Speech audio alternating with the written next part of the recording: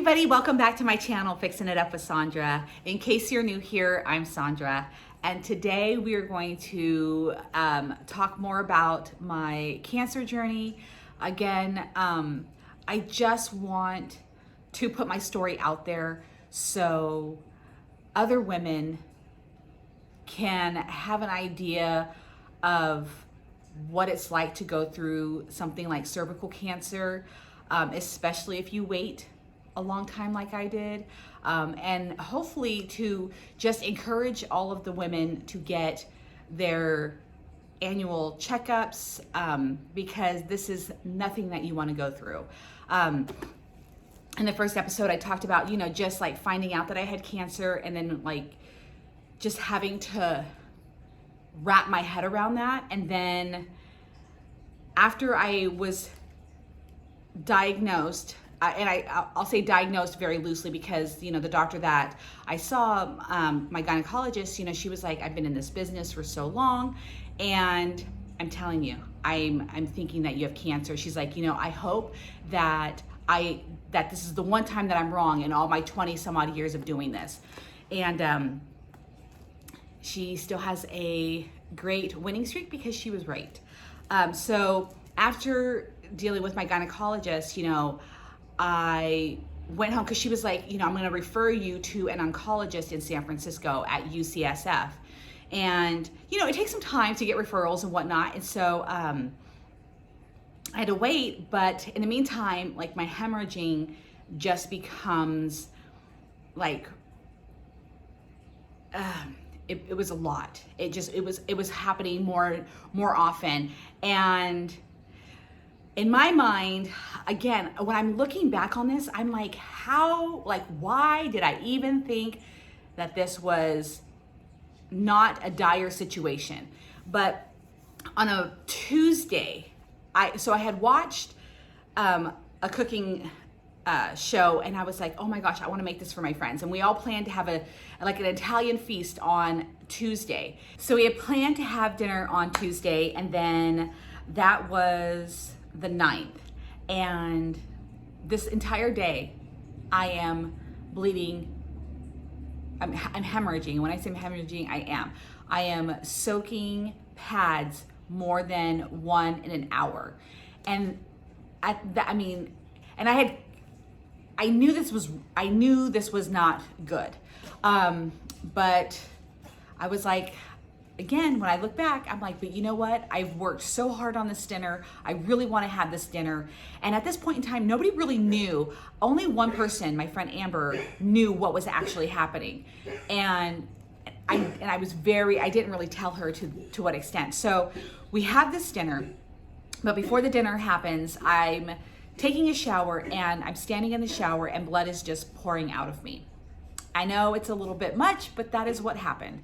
And still, I did not find the need to, sorry, my little dog is coughing. I am profusely bleeding. And then my friends show up. I get out of the shower, put on my big girl panties, and I proceed to have this dinner. And thankfully through the dinner, I was not bleeding. But at the very end, I started like really passing a lot of clots and blood clots. And I finally tell my friend, another friend, I'm like, you know what? I think I need to go to the emergency room. This is not a good situation. And I had some blood work done on Monday, the day before this dinner. And my levels, my red blood cells, everything was really low. And so when we go to the ER, he was like, I'm gonna take your levels again.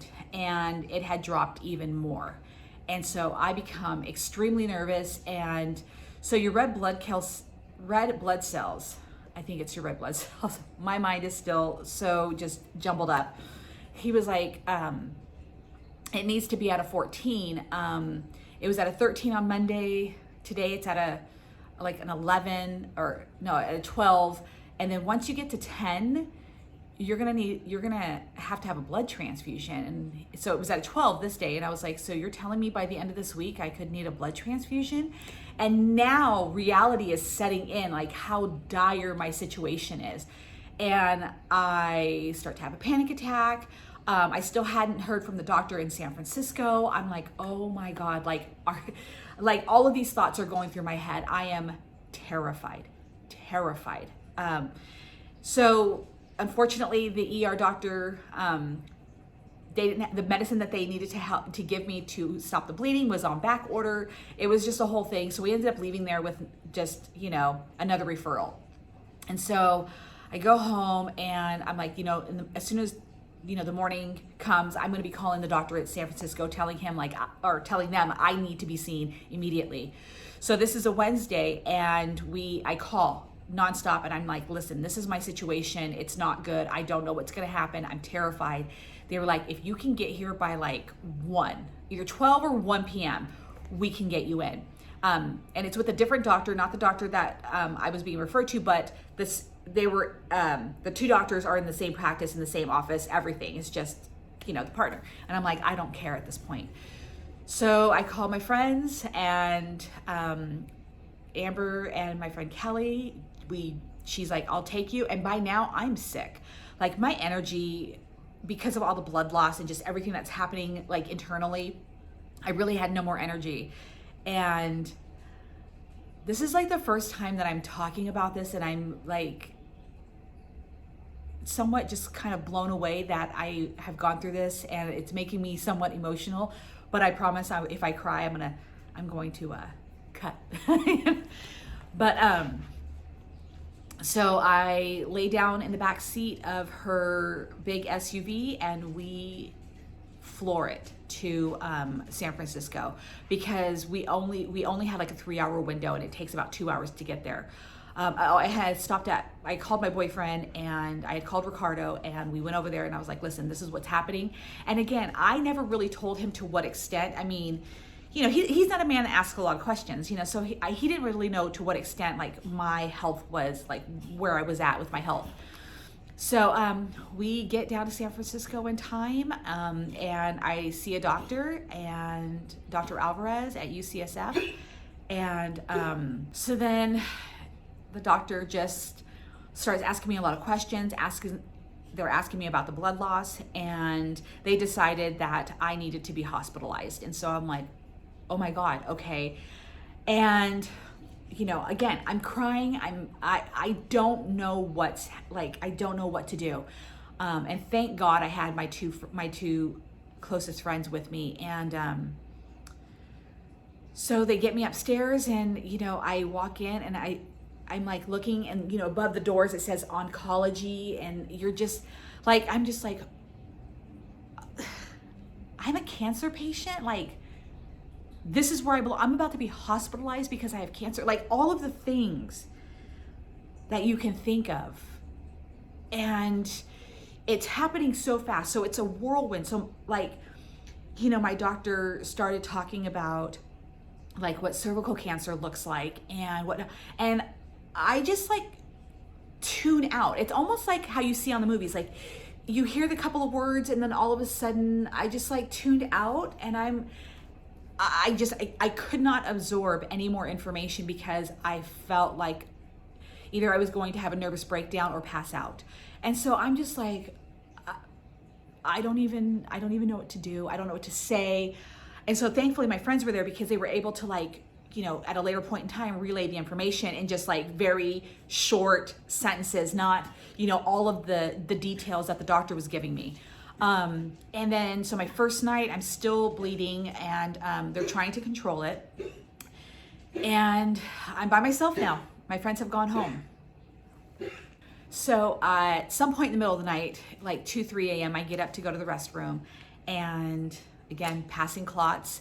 And I get up and I start to walk back to my bed. I haven't needed any help, or assistance to do anything. So I start to walk back to my hospital bed. And I think it was just from all the stress from the whole day and just everything. My heart starts beating like it's about to explode. I become like, all of a sudden my body I'm extremely hot, like the worst hot flash I've ever had in my whole life. I become very dizzy, and feels like I'm about to projectile throw up all over the place.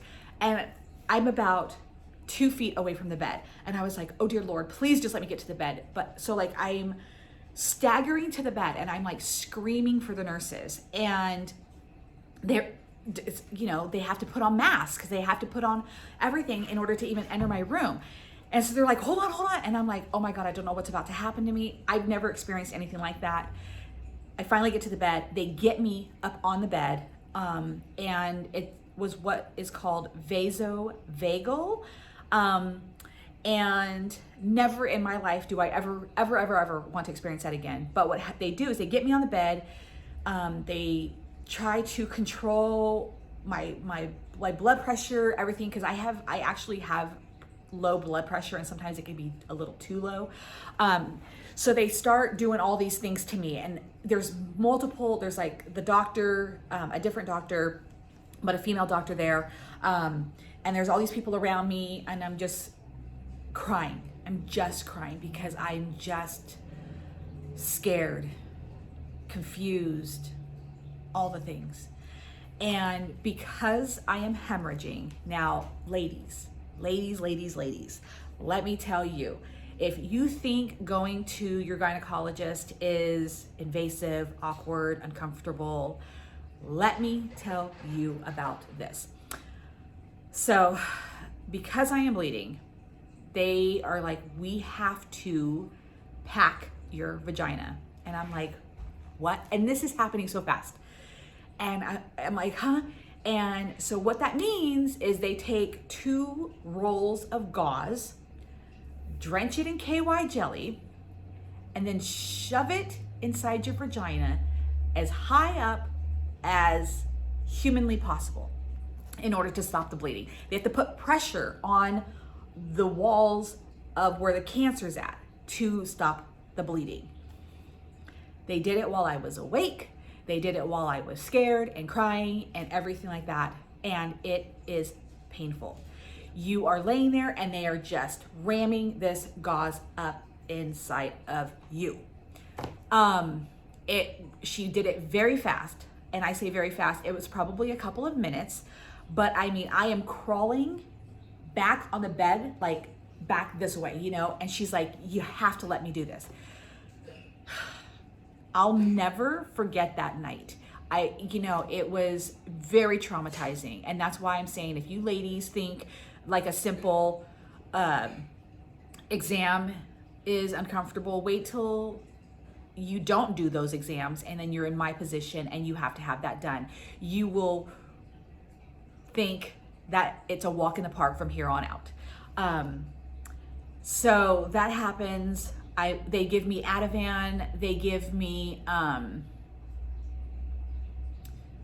they do give me a little bit of fentanyl, I want to say. And they gave me a bunch of tranquilizers, because I was like a cat, somebody trying to give a cat a bath, because I was just all over the place and my anxiety was off the charts. So they do that day. Then the next morning comes, and then all of a sudden I've got all these scans. I've got like a PET scan, a CT scan. They're drawing my blood. They're doing all these things. They're going to be doing biopsies. Thankfully, for the rest of that, I was put under. So the next morning I go down, they do a bunch of scans and everything because they want to see what's happening with everything. And they do a biopsy. Thankfully, like I said, I was put under. They had to pull all of that gauze out and then put it all back in. I don't mind if I was being put under. So then the doctor comes in and he was like, all right, let's talk about what's happening. And he said it was stage 3 and that my tumor was almost the size of a tennis ball.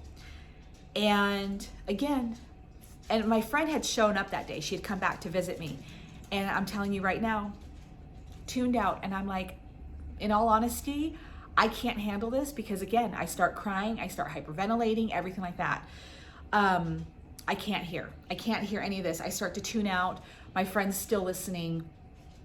And I'm just like, holy shit. This is my life. And at this point, I have not Googled anything about cancer. They give you all these they give you all this paperwork, they give you all this stuff that I've now collected in this binder because I couldn't remember anything because it was so traumatizing. And at one point I did have to like voice record when the doctors would come in, because I was like, you say it and then it's literally like the one ear and out the other, and then I don't remember what you said. And a lot of it was vital information. And I haven't Googled to this day anything about cervical cancer. I still have not read everything that they have given me because it's still too traumatic for me. And, you know, ignorance is bliss. And that is how I have truly been able to go through this with a little bit of ease. And, you know, some of my friends are like, gosh, you wouldn't even know you had cancer. You know, you stayed so strong during all of this. And it's because I have not consumed a lot of information that would have triggered a lot of things, and just made it just makes it worse. You know, I'm like, I'm just gonna leave it up to the doctors to know what they need to do to me, and I will be the willing patient to do all of the stuff that they need me to do. But I don't need to consume all of this right now. I can do it at a later point in time when I'm out of the woods, you know. And so I was in the hospital for about 5 days. I had 2 IVs. I had one in this arm. I had one in this arm. I did have to have a blood transfusion. And, you know, basically they were there to just monitor me and to just control the bleeding is what they were doing. They did the biopsies. Yes, you know, like I said, I had cancer. And they did exams and all of that other stuff. And it was just a really scary experience because when you're hemorrhaging and you have to have blood transfusions, like, you know, I was just punched in the face with all of the things that was happening to me. And it was just really hard. And again, just like talking to you about this, and this is why I said I was gonna do these YouTube videos, because right now, like, my stomach is like in a clenched, it's like in a like heaved position. I can feel my anxiety rising, and I am very emotional right now. I am fighting the tears because I don't want to talk about this over and over and over again, because, you know, it's hard. And, you know, it was just very traumatic. It was just a lot. I had to have like a bunch of different fluids. I had to have an iron. I had to have so many different bags of things. And so they give you a bag of iron, and they were doing it really slow. They were giving it to me really slow. And my friend Amber, she came and visited me quite often. And I broke out into hives on my legs from the iron. I have pictures of it. Like, it was, my entire legs just like went really hot and prickly, and then like raised bumps all over my legs. It was so intense. You know, they had to come in and stop it, hurry up and give me fluids. It was, oh my God, it was so much in just 5 days that I went through. I couldn't really walk. I had to use a walker. I had become so weak, and I had so much pain in my legs that I literally had to use a walker when I was in the hospital. And I would walk a couple of steps and then stop. I would walk a couple of steps and then stop. And I was like, will I ever be my old self again? Because that was really hard to just like, that was tough. And my friend Amber would walk around with me, and then the nurses would, and I was like, will I ever be normal again? Will I ever be my old self again? It was really hard. And then I made sure that Ricardo didn't come to visit me, because I'm like, you know what? Because, you know, he's an emotional person, and I'm like, we don't need 2 of us falling apart. I need you to be at home doing the normal things, taking care of the pets, taking care of everything. Like, I need some part of normal to still, you know, I still need him to be normal for my sanity. Like, because he did come to pick me up on the last day that I was there, and we both broke down crying, you know, and we did video chat constantly. and when he would start to get emotional seeing me just not, just in all of the things and talking about some of the things that I had gone through, he would get emotional. I'm like, oh my God, I can't. So I asked him to not come until the last day to when I got picked up.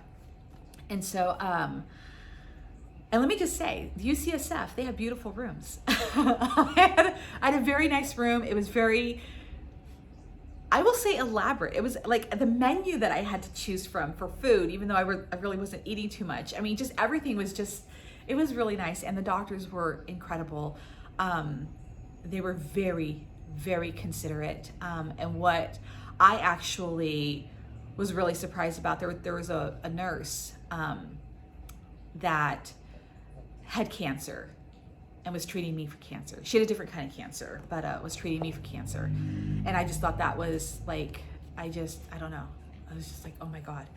But yeah. And so the last day I'm like, okay, I can't wait to get out of here. Like, I'm just so excited. So they're like, all right, discharge papers and everything. And I'm like, I want to shower because we wanted to go out to eat on our way home. So they leave one IV in. So they left the one IV in this arm, and it had been kind of sore, and a little reddish.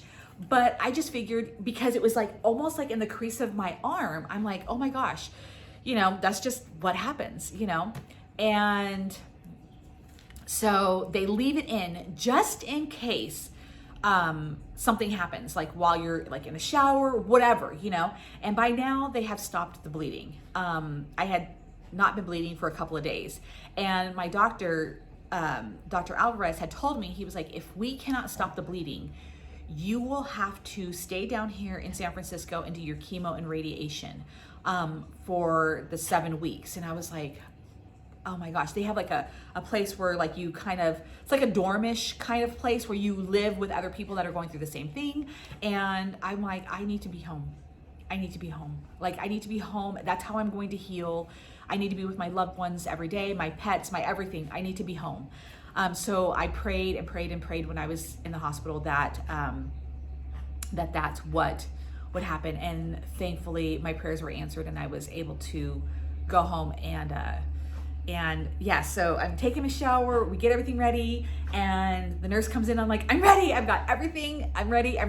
And she takes out my IV, and I bolt out the door, and we get to the ride to the place where we wanted to go, because we had actually, my friend was so kind, she actually DoorDashed some Thai food to my hotel, to my hospital room. And I was like, I want to go back to the same place. And so it was about a 15-20 minute drive. And by the time we got there, I had looked down at my arm, and again, I had a welt, like a huge welt right here, and it was getting really large, and my arm was extremely sore. And I'm like, I don't know about this. So I took a picture of my arm, and I'm like, I think something's happening. And we go eat, and I'm like, this is really just not okay. And then guess what? It wasn't okay.